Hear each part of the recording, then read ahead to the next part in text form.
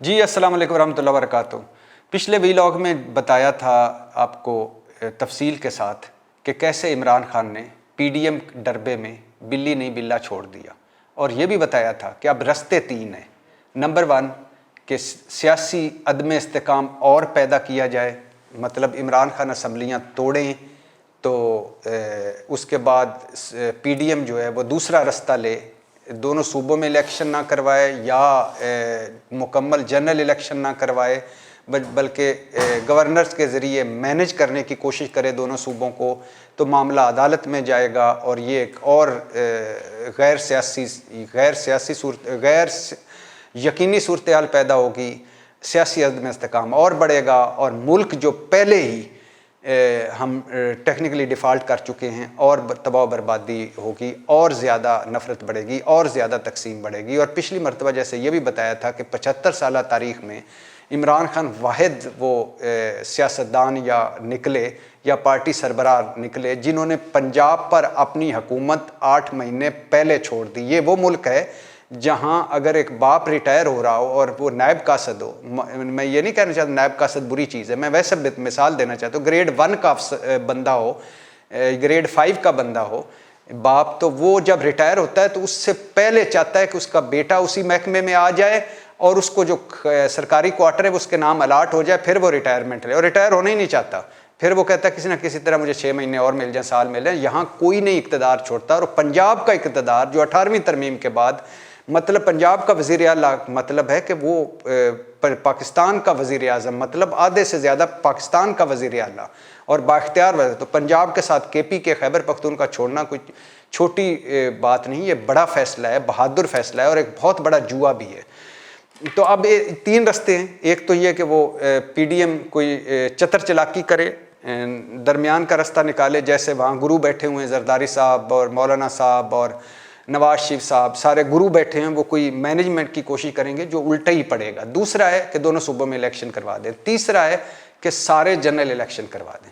6 دن ہیں، ابھی مذاکرات جاری ہیں، اور بہت سارے میرے نجومی دوست، یہ بھی سنتے جائیے، جو میرے نجومی دوست ہیں، جو طوطا فالوں والے ہیں، جن کی اکثر پیشین گوئیاں صحیح ہوتی ہیں، ان کا کہنا ہے کہ 23 دسمبر کو اسمبلیاں نہیں ٹوٹ رہی۔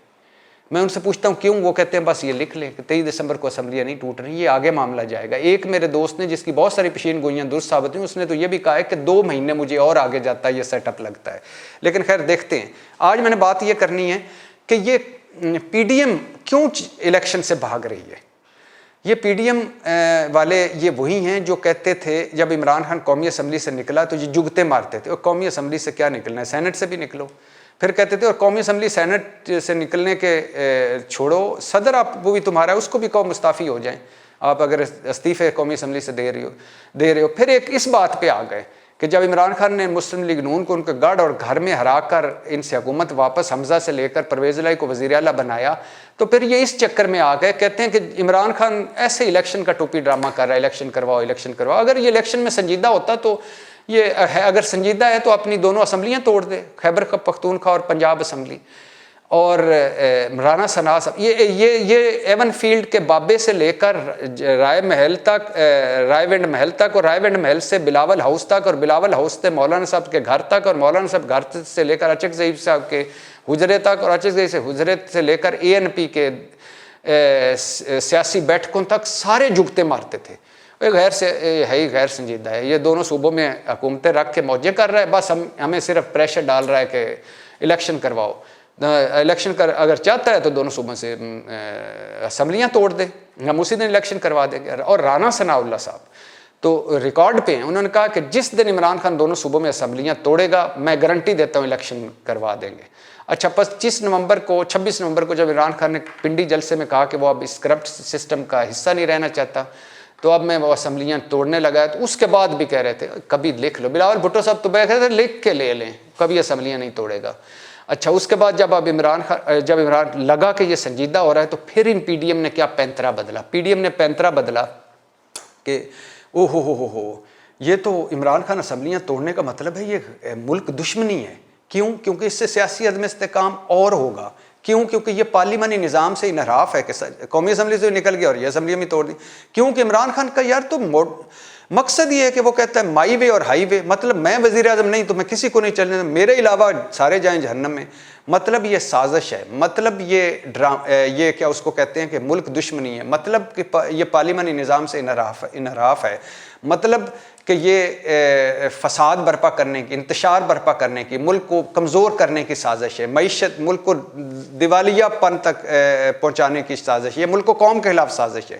یہ بیانیہ چل رہا ہے آج کل پی ڈی ایم کا اور ساروں کا. اس بیانیے تک وہ پہنچے کیوں ہیں؟ وہ سچے ہیں. یہ جو اتنا بڑا یو ٹرن لیا ہے، جو ہمارے بہت سارے صحافیوں کو عمران خان کی چھوٹی چھوٹی یو ٹرنیوں پر جن کی نظر ہوتی ہے، اتنے بڑے بڑے یو ٹرن پہ، یعنی اس تاریخ کا 75 سالہ تاریخ کا سب سے بڑا یو ٹرن تو یہ ہے نا کہ زرداری صاحب اور نواز شریف صاحب اکٹھے ہیں، اور مولانا صاحب اور اچکزئی اور اے این پی اکٹھے ہیں. اس سے بڑا یو ٹرن کوئی نہیں ہو سکتا. خیر، یہ یو ٹرن کیوں لیا؟ اس کی کچھ وجوہات ہیں.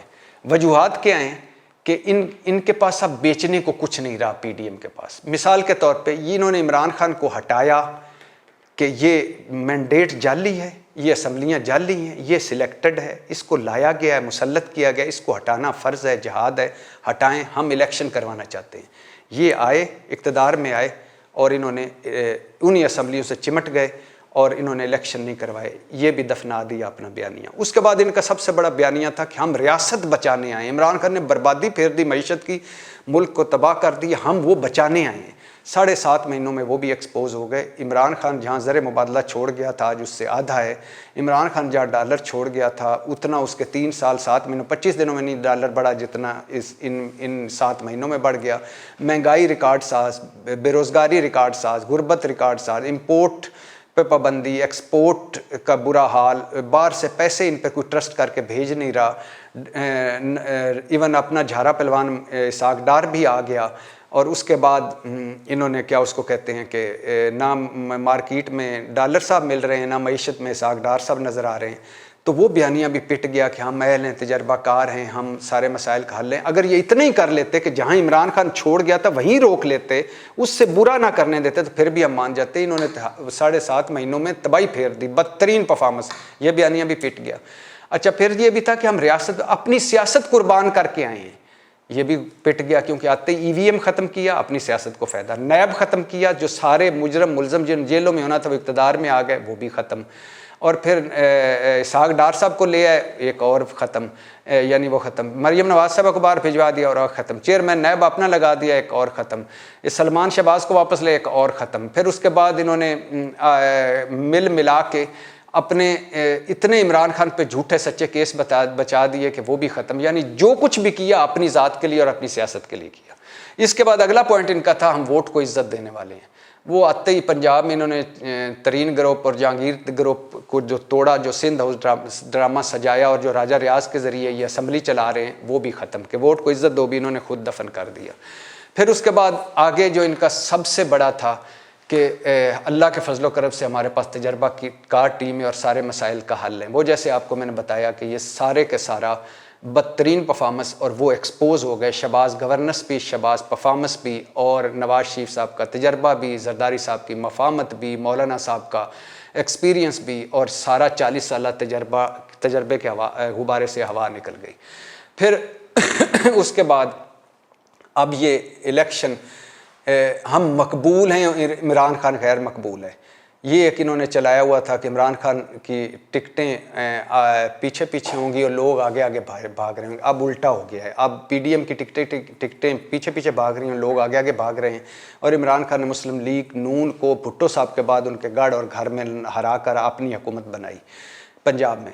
اچھا، اب سب سے بڑا مسئلہ کیا ہے؟ ای وی ایم ختم، نیب ختم، اسحاق ڈار صاحب آ گئے، مریم چلی گئیں، سلمان شہباز آ گئے، باقی آ گئے، چیئرمین نیب اپنا لگا لیا، حکومت میں آ گئے، عمران خان کو ہٹا لیا، 1100 ارب کے کیسز کو ٹھکانے لگا لیا.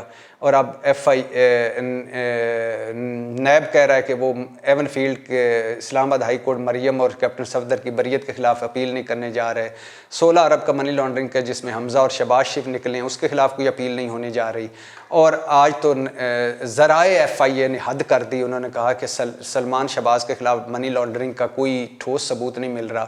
یہ تو ایسے ہی ہے کہ جیسے میں کہوں کہ مجھے آج کل یہ ٹھوس ثبوت نہیں مل رہا کہ عمران خان کو وزارت اعظم سے ہٹایا جا چکا ہے اور شہباز شریف کو وزیر اعظم بنایا جا چکا ہے.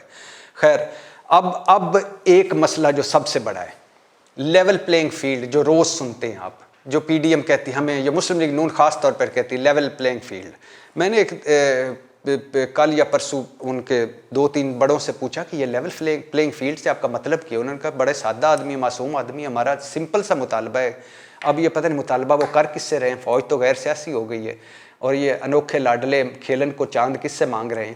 خیر وہ لیول پلینگ فیلڈ کی، وہ کہتے ہیں اگر نواز شریف نااہل ہے اور جیل میں ہے اور الیکشن آ جاتے ہیں تو ہم چاہتے ہیں عمران خان بھی نااہل ہو اور جیل میں ہو، مطلب دونوں پارٹیاں بغیر اپنے پارٹی سربراہوں کے الیکشن لڑیں.